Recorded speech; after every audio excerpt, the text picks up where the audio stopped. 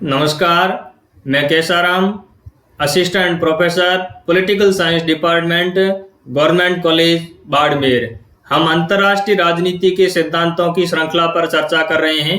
इसी श्रृंखला के अंतर्गत आज का हमारा टॉपिक है नव उदारवादी सिद्धांत। अंतर्राष्ट्रीय राजनीति के अंतर्गत नव उदारवादी सिद्धांत की प्रमुख मान्यताएं क्या है? नव उदारवादी सिद्धांत ने विश्व राजनीति का विश्लेषण किस तरीके से किया? विश्व राजनीति के अंतर्गत राज्य किस तरीके से व्यवहार करते हैं और राज्यों को किस तरीके से व्यवहार करना चाहिए, इस संदर्भ में नव उदारवाद की क्या मान्यताएं हैं, इस टॉपिक पर आज हम चर्चा करेंगे। लास्ट व्याख्यान के अंतर्गत हमने उदार संस्थावाद का अध्ययन किया, जो कि 1940 के दशक के अंतर्गत एकीकरण सिद्धांत के रूप में विकसित हुआ। इस एकीकरण सिद्धांत की श्रृंखला के अंतर्गत हमने प्रकार्यवाद और नव प्रकार्यवादी सिद्धांत का विश्लेषण किया। प्रकार्यवाद, जो कि 1940 के दशक के अंतर्गत डेविड मिट्रेनी के द्वारा विश्लेषित किया गया, और नव प्रकार्यवादी सिद्धांत 1950 के दशक के अंतर्गत अर्नेस्ट हॉस ने इस सिद्धांत को विश्लेषित करने का प्रयास किया। इन दोनों सिद्धांतों की हमने लास्ट व्याख्यान के अंतर्गत चर्चा की थी। आज का जो हमारा व्याख्यान केंद्रित है वो 1970 के दशक के अंतर्गत उदार संस्थावाद की श्रृंखला के अंतर्गत जो उदारवाद का एक नया रूप विकसित हुआ, नव उदारवादी सिद्धांत, उस पर केंद्रित है। नव उदारवादी सिद्धांत 1970 के दशक के अंतर्गत यह नव उदारवादी सिद्धांत विकसित हुआ। एक तरीके से यह नव उदारवादी सिद्धांत उदारवादी सिद्धांत का ही नया रूप है। इसे नव उदार संस्थावाद भी कहा जाता है। इस नव उदारवादी सिद्धांत ने उदारवाद की जो मूल मान्यताएं थी, जिसकी हमने उदारवादी सिद्धांत के अंतर्गत विश्लेषण किया, उन उदारवाद की जो मूल मान्यताएं थी उनको स्वीकार करते हुए वैश्वीकरण के संदर्भ में उदारवाद का एक नया रूप प्रस्तुत किया, जिसको हम लोकप्रिय रूप में नव उदारवादी सिद्धांत या नव उदार संस्थावादी सिद्धांत कहते हैं। यह नव उदारवादी सिद्धांत जो परंपरागत उदारवाद था उसकी तुलना में कम आशावादी है, लेकिन यथार्थवादियों जितना भी निराशावादी नहीं है। हमने आदर्शवादी सिद्धांत को देखा, जहां आदर्शवादी सिद्धांत ये मानता है कि विश्व सरकार के माध्यम से, अंतर्राष्ट्रीय संस्थाओं के माध्यम से अपने आप शांति स्थापित हो जाएगी। लेकिन वहीं नव उदारवादी ये मानते हैं कि अंतर्राष्ट्रीय राजनीति कहीं न कहीं अराजकता पर आधारित है, और इस अराजकतापूर्ण वैश्विक व्यवस्था के अंतर्गत सहयोग की स्थापना की जा सकती है। लेकिन कैसे? तो ये कहते हैं कि इंटरनेशनल रिजिम्स के माध्यम से, अंतर्राष्ट्रीय संस्थाओं के माध्यम से इनकी शांति स्थापना हो सकती है। राज्यों के मध्य सहयोग के लिए ये इंटरनेशनल रिजिम से एक तरह से मध्यस्थ की भूमिका निभा सकते हैं। अपने आप अंतर्राष्ट्रीय शांति स्थापित नहीं हो सकती है।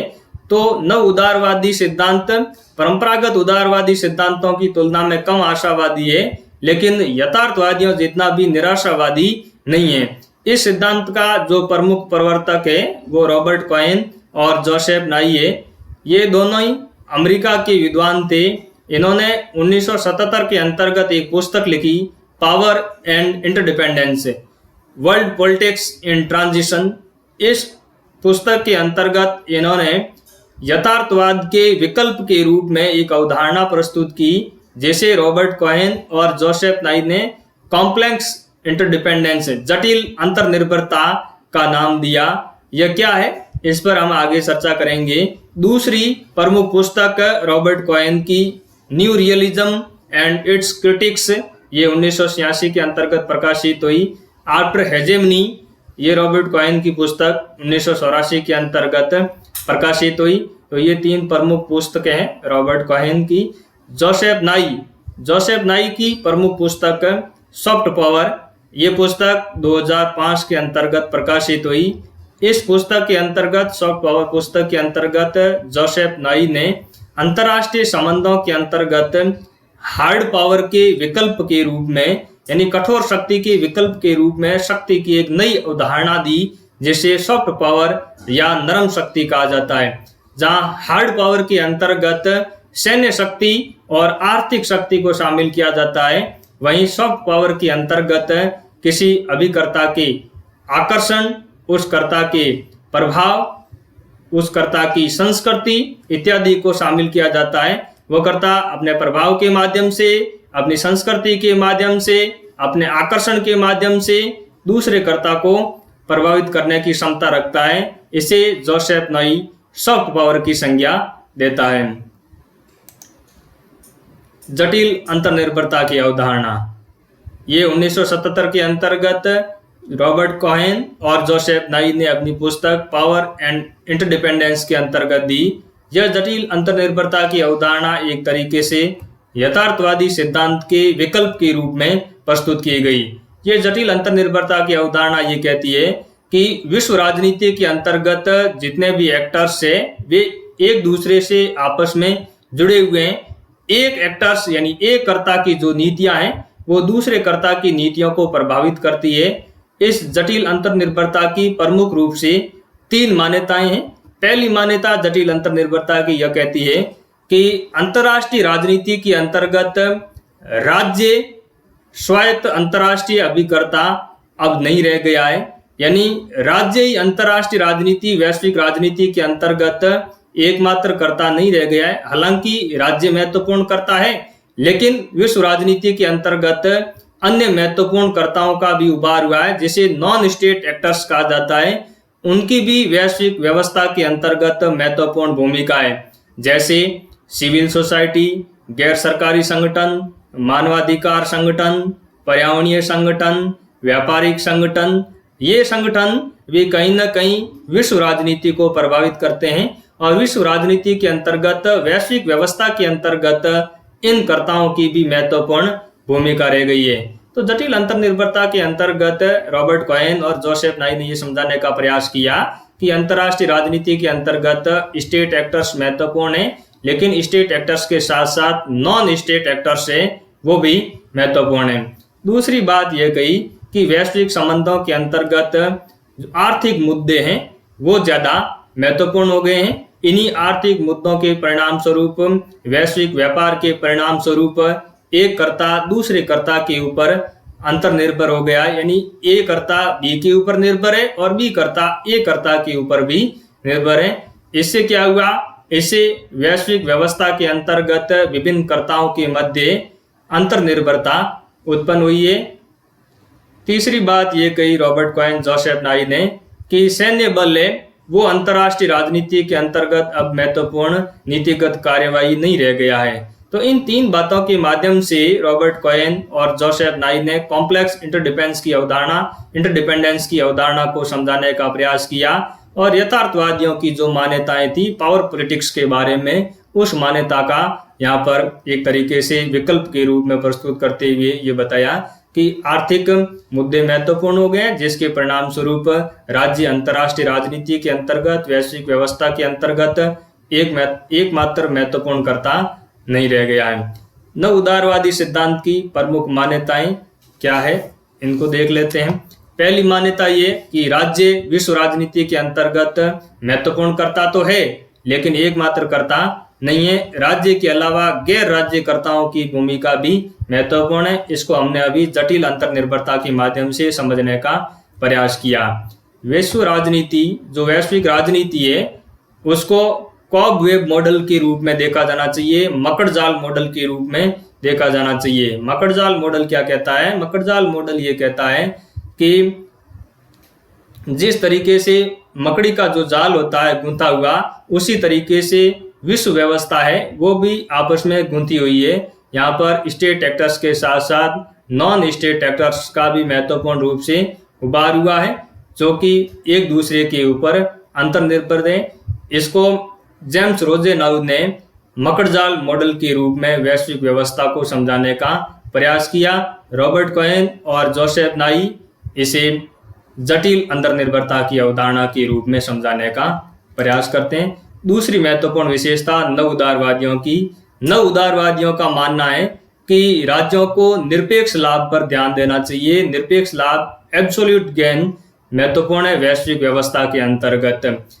वहीं जहां नव यथार्थवादी सिद्धांतकारों का मानना था कि राज्य सापेक्ष लाभ रिलेटिव गेन के ऊपर जोर देते हैं, वहीं नव उदारवादी विद्वान ये कहते हैं कि नहीं, सापेक्ष लाभ की बजाय राज्यों को निरपेक्ष लाभ की ओर ध्यान देना चाहिए। सापेक्ष लाभ और निरपेक्ष लाभ की अवधारणा क्या है? सापेक्ष लाभ की अवधारणा नव यथार्थवादियों की देन है। नव यथार्थवादी विद्वान ये मानते हैं कि माना कि ए कर्ता और बी कर्ता ये दो महत्वपूर्ण कर्ता है, तो इसके अंतर्गत राज्य कर्ता है, तो इसके अंतर्गत अगर ए कर्ता को लाभ हो रहा है तो ए कर्ता ये देखता है कि बी कर्ता को कितना लाभ हुआ है। ए कर्ता ये चाहता है कि बी कर्ता को कम से कम लाभ हो, लेकिन निरपेक्ष लाभ के अंतर्गत इस तरह की धारणा राज्यों के अंतर्गत नहीं रहती। निरपेक्ष लाभ की अवधारणा ये कहती है कि मान लो ए कर्ता को लाभ हो रहा है और बी कर्ता को भी लाभ हो रहा है, तो ए कर्ता को कोई फर्क नहीं पड़ना चाहिए कि बी कर्ता को कितना लाभ हुआ या कितनी हानि हुई। इस तरीके से निरपेक्ष लाभ की अवधारणा के माध्यम से राज्यों को वैश्विक व्यवस्था के अंतर्गत कार्य करना चाहिए ताकि प्रतिस्पर्धा की भावना राज्यों के मध्य उत्पन्न नहीं हो और पारस्परिक हितों के माध्यम से, साझा हितों के माध्यम से वैश्विक व्यवस्था के अंतर्गत जो करता है वो एक साथ रह सकते हैं, शांति की ओर बढ़ सकते हैं। तीसरी महत्वपूर्ण विशेषता नव उदारवादियों की, यथार्थवादियों की तरह नव उदारवादी विद्वान भी कहीं ना कहीं ये स्वीकार करते हैं कि जो वैश्विक व्यवस्था है वो अराजकता पर आधारित है, एनार्की पर आधारित है, लेकिन नव उदारवादी विद्वान यथार्थवादियों की तरह की अराजकता को खारिज करते हैं। नव उदारवादियों का ये मानना है कि हालांकि वैश्विक व्यवस्था अराजकता पर आधारित है, लेकिन ऐसा नहीं है कि वैश्विक व्यवस्था के अंतर्गत राज्यों के मध्य सहयोग नहीं हो सकता। राज्यों के मध्य सहयोग किया जा सकता है। कैसे किया जा सकता है? तो नव उदारवादी ये कहते हैं कि रिजिम्स के माध्यम से, वैश्विक संस्थाओं के माध्यम से सहयोग और समन्वय की संभावना है उसको बढ़ावा दिया जा सकता है। खुले बाजार के माध्यम से, मुक्त व्यापार के माध्यम से सहयोग की संभावना है उसको बढ़ावा दिया जा सकता है। या रॉबर्ट कॉयन और जोसेफ नाई पॉलिटिक्स को दो भागों के अंतर्गत विभाजित करते हैं, एक उच्च राजनीति हाई पॉलिटिक्स, दूसरा लो पॉलिटिक्स निम्न राजनीति। हाई पॉलिटिक्स के अंतर्गत सेना एवं बल प्रयोग को शामिल किया जाता है, जबकि निम्न राजनीति के अंतर्गत, लो पॉलिटिक्स के अंतर्गत आर्थिक निवेश को, अर्थव्यवस्था में वृद्धि दर को बढ़ावा देने को इत्यादि को शामिल किया जाता है। या रॉबर्ट कॉयन का ये मानना है कि वैश्विक व्यवस्था के अंतर्गत कर्ताओं को उच्च राजनीति की तुलना में निम्न राजनीति को ज्यादा महत्वपूर्ण मानना चाहिए, निम्न राजनीति को बढ़ावा देने का प्रयास करना चाहिए, यानी अर्थव्यवस्था और आर्थिक निवेश इन बातों पर जोर देना चाहिए और मुक्त व्यापार की विदेश नीति को बढ़ावा देना चाहिए ताकि राज्यों के बीच में अंतर्निर्भरता को बढ़ावा मिलेगा और अंतर्निर्भरता को जब बढ़ावा मिलेगा तो वैश्विक व्यवस्था के अंतर्गत सहयोग स्थापित किया जा सकता है, समन्वय स्थापित किया जा सकता है। वहीं यथार्थवादी विद्वानों ने हाई पॉलिटिक्स की बात की, वहाँ नव उदारवादी विद्वान है ये निम्न राजनीति की बात करते हैं। अगली विशेषता नव उदारवादियों की, नव उदारवादी मानते हैं कि सुरक्षा की जो अवधारणा है उसको नए तरीके से परिभाषित करने की आवश्यकता है, क्योंकि सुरक्षा की अवधारणा के अंतर्गत बहुत सारे नए आयाम शामिल हो गए हैं। जहां यथार्थवादी विद्वान है सुरक्षा के अंतर्गत केवल सैन्य सुरक्षा, राज्य के अस्तित्व इसको शामिल करते थे, वहीं नव उदारवादियों ने ये कहा कि सुरक्षा की अवधारणा के अंतर्गत खूब सारे नवीन आयाम शामिल हुए हैं, जैसे कि मानवाधिकारों की रक्षा करना, पर्यावरण विनाश को रोकना, ड्रग तस्करी को रोकना, मानव तस्करी को रोकना, गंभीर बीमारियों से छुटकारा पाना, ये भी सुरक्षा के नवीन आयाम है जिसको हम मानवीय सुरक्षा के रूप में परिभाषित करते हैं। तो सुरक्षा को हमें नए तरीके से देखना चाहिए और ये सारे के सारे जो नए खतरे उत्पन्न हुए हैं जिसको हम नॉन ट्रेडिशनल सिक्योरिटी थ्रेट कहते हैं, तो ये सभी राज्यों के साझा खतरे हैं और सभी राज्यों को मिलकर इन समस्याओं का समाधान करना चाहिए। डेविड बाल्डविन ये उदारवाद को 4 भागों के रूप में बांटते हैं। डेविड बाल्डविन का ये मानना है कि समसामयिक जो अंतर्राष्ट्रीय संबंध है उसके अंतर्गत उदारवाद के 4 रूपों को देखा जा सकता है। व्यापारिक उदारवाद, दूसरा समाज वैज्ञानिक उदारवाद, तीसरा गणतांत्रिक उदारवाद और चौथा उदारवादी संस्थावाद। आइए हम एक एक करके इन उदारवाद की चारों शाखाओं को समझने का प्रयास करते हैं। व्यापारिक उदारवाद, कॉमर्शियल लिबरलिज्म, ये उदारवाद की धारा पूंजीवादी अर्थव्यवस्था पर जोर देती है, मुक्त व्यापार पर बल देती है, खुले बाजार की प्रक्रियाओं को अपनाने की बात करती है। व्यापारिक उदारवाद का मानना है कि वैश्विक वित्तीय संस्थान जैसे वर्ल्ड बैंक है, IMF है, इनके माध्यम से हम वैश्विक शांति की स्थापना कर सकते हैं, राज्यों के बीच में सहयोग की स्थापना को बढ़ावा दे सकते हैं, मल्टीनेशनल कंपनियों को प्रोत्साहित करना चाहिए, राज्यों को व्यापारिक राज्य के रूप में अपनी विदेश नीतियों को प्रोत्साहित करने का काम करना चाहिए। अगर इस तरीके से हम पूंजीवादी अर्थव्यवस्था को अपनाएंगे, मुक्त व्यापार को अपनाएंगे, तो एक तरीके से जनता के बीच में जुड़ाव होगा और विश्व व्यवस्था के अंतर्गत शांति की स्थापना की जा सकती है, समृद्धि लाई जा सकती है। उदारवाद की दूसरी धारा डेविड बाल्डविन बताते हैं समाज वैज्ञानिक उदारवाद। समाज वैज्ञानिक उदारवाद का ये मानना है कि सिविल सोसाइटी के माध्यम से, नागरिक समाज के माध्यम से हम अंतर्राष्ट्रीय संबंधों के अंतर्गत शांति व्यवस्था स्थापित कर सकते हैं। नागरिक समाज के अंतर्गत बुद्धिजीवियों को उत्पादनकर्ता, उपभोक्ता, संगीतकार, कलाकार और वैश्विक व्यवस्था के अंतर्गत जितने भी सक्रिय कार्यकर्ता हैं, इन सभी को नागरिक समाज के रूप में देखा जाता है। और समाज वैज्ञानिक उदारवादी ये मानते हैं कि इस तरह से हम अगर राज्यों की सीमाओं को ध्यान में न रखते हुए सिविल सोसाइटी का डेवलप करेंगे, नागरिक समाज को हम अगर विकसित करेंगे, तो इससे पारराष्ट्रीय संबंधों को बढ़ावा मिलेगा, जनता से जनता का आपस में जुड़ाव होगा, तो अंतर संबंधता बढ़ेगी और जनता का जनता से जब जुड़ाव होगा तो एक तरह से पारराष्ट्रीय समुदाय का निर्माण होगा और अंतर्राष्ट्रीय व्यवस्था के अंतर्गत शांति की स्थापना की जा सकती है। इस समाज वैज्ञानिक उदारवादियों के अंतर्गत जेम्स रोजेनाउ, कार्ल डायस और रिचर्ड कॉबडेन का नाम प्रमुख रूप से उल्लेखनीय है। तीसरा प्रकार गणतांत्रिक उदारवाद, रिपब्लिकन लिबरलिज्म। गणतांत्रिक उदारवाद ये इमैनुअल कांट की जो परपेचुअल पीस थीसिस है, जिसका हमने आदर्शवादी सिद्धांत के अंतर्गत विश्लेषण किया, उस पर आधारित है। गणतांत्रिक उदारवाद ये कहता है कि लोकतांत्रिक राज्य यानी जिन राज्यों की शासन व्यवस्था लोकतंत्र पर आधारित है वो शांति को बढ़ावा दे सकते हैं, क्योंकि लोकतांत्रिक राज्य ज्यादा शांतिपूर्ण होते हैं। लोकतंत्र के अंतर्गत जनता सर्वोच्च होती है और इस तरह के राज्य वो अपने नागरिकों के अधिकारों की रक्षा करने पर बल देते हैं और ऐसे राज्य कभी युद्ध की ओर उन्मुख नहीं होते। इसी सिद्धांत को वर्तमान विश्व व्यवस्था के अंतर्गत लोकतांत्रिक शांति सिद्धांत के रूप में माइकल डब्ल्यू डोलेन ने विकसित करने का प्रयास किया। माइकल डब्ल्यू डोलेन ने लोकतांत्रिक शांति सिद्धांत के माध्यम से ये समझाने का प्रयास किया कि दो लोकतांत्रिक राज्यों के मध्य कभी भी युद्ध नहीं होता, क्योंकि लोकतांत्रिक राज्यों के अंतर्गत नेतृत्व करता है, निर्णय है वो अपनी जनता की इच्छा के अनुसार ही ले सकता है और जनता भली भांति ये जानती है कि युद्ध से हमेशा नुकसान ही होता है, किसी को फायदा नहीं होता। तो गणतांत्रिक उदारवादी सिद्धांत ये लोकतंत्र के माध्यम से विश्व राजनीति के अंतर्गत शांति स्थापित करने की बात करता है। चौथा प्रकार डेविड बाल्डविन उदारवाद का उदारवादी संस्थावाद के रूप में बताता है। उदारवादी संस्थावाद, लिबरल इंस्टीट्यूशनलिज्म, ये कहता है कि अंतर्राष्ट्रीय संस्थाओं के निर्माण के माध्यम से हम वैश्विक व्यवस्था के अंतर्गत शांति की स्थापना कर सकते हैं, विश्व व्यवस्था के अंतर्गत समृद्धि लाई जा सकती है। जब अंतर्राष्ट्रीय संस्थाओं की स्थापना की जाएगी तो राज्यों को कुछ हद तक अपनी संप्रभुता का भी समर्पण करना चाहिए और इस तरह से अगर एकीकृत समुदाय का निर्माण किया जाता है तो वैश्विक व्यवस्था के अंतर्गत शांति की स्थापना की जा सकती है।